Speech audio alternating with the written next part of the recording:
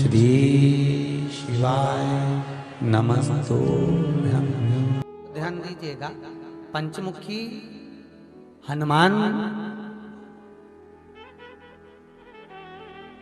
का एक स्मरण, पंचमुखी हनुमान का एक भाव।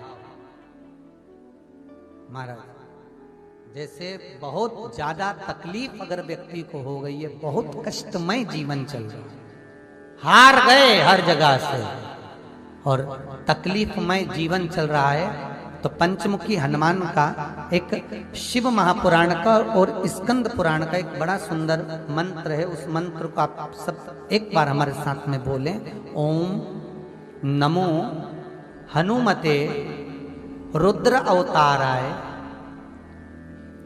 सर्व शत्रु संहारणाय सर्व रोग हराय सर्व वशीकरणाय रामदूताय स्वाहा। बस इस मंत्र को हाथ में काली तिल लेकर, एक जौ लेकर और गूगल लेकर, थोड़ा सा इसमें गाय का घी डालकर, कंडे को या अग्नि को जलाकर इस मंत्र का 11 बार 21 बार जाप कर कर अपनी कामना कर कर छोड़ दीजिए।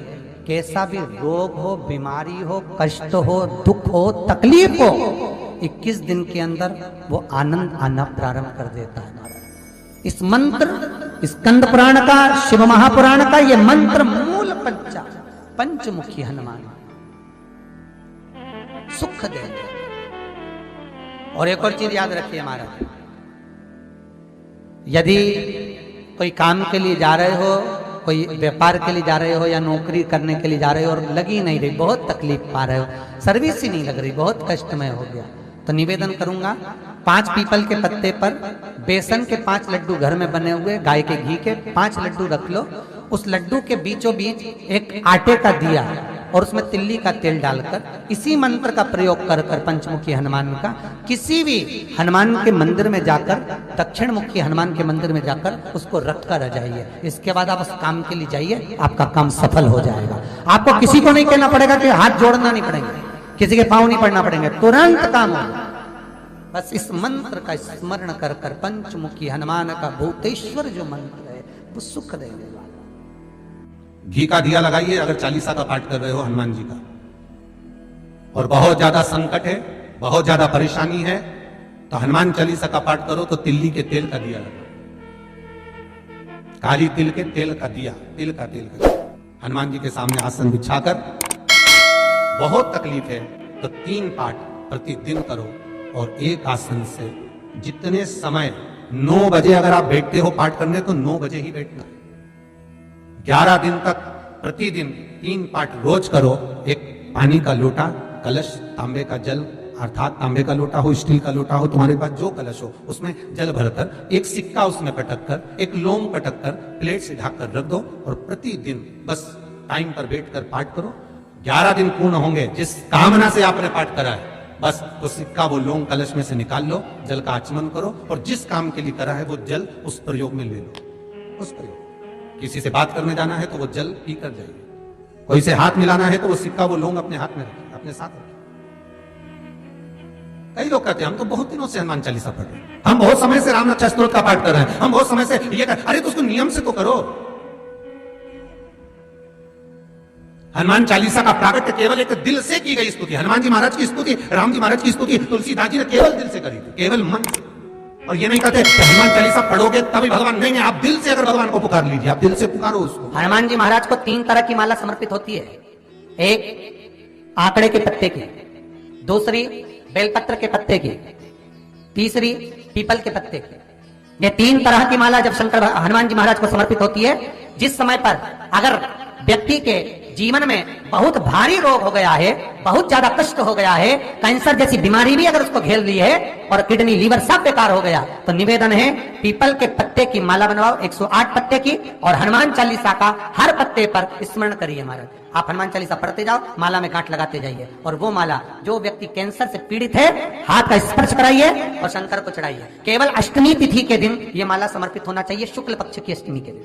आप 2 या 3 अष्टमी को कर देखिए, अपने आप दवाई लगना प्रारंभ होगी। कैंसर जैसा रोग भी धीरे धीरे समाप्ति पर आएगा महाराज। पर करना शुक्ल पक्ष की अष्टमी को।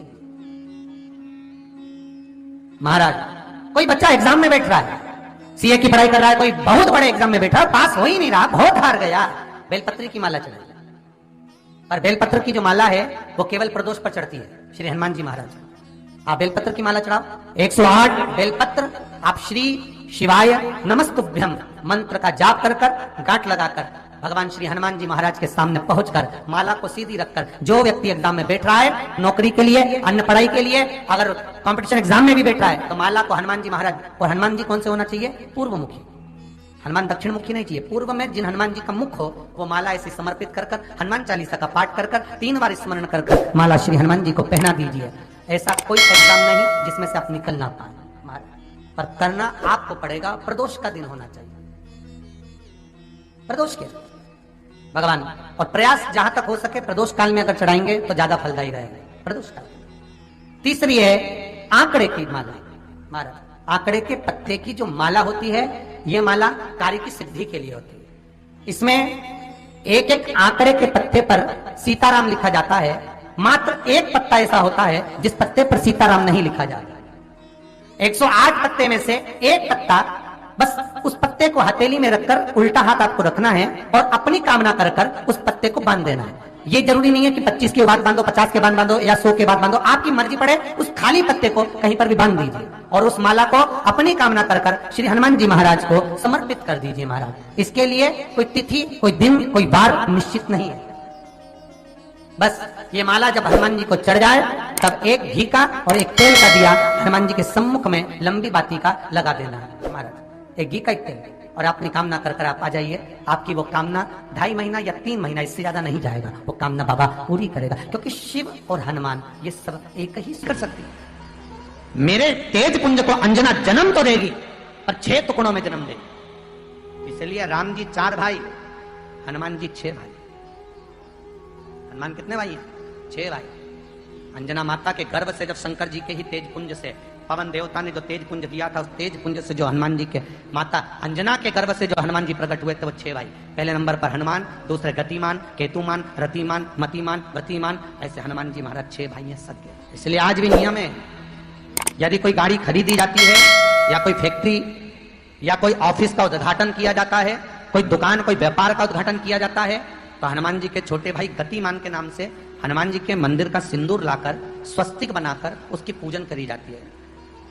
भगवान श्री हनुमान जी के उल्टे पांव का तो सिंदूर रहता है, पर नाम किसका लिया जाता है? गतिमान। हनुमान जी के छोटे भाई गतिमान का नाम लेकर जब स्वस्तिक बना दिया जाता है तो वो फैक्ट्री, वो ऑफिस, वो गाड़ी कभी जिंदगी में ठप्प नहीं हो सकती, अग्रण्य भाव में बढ़ती चली जाती है। इतनी तरक्की करती है कि जिसका वर्णन, नाम गतिमान का और सिंदूर बोलते जाओ जम के हनुमान प्रकट।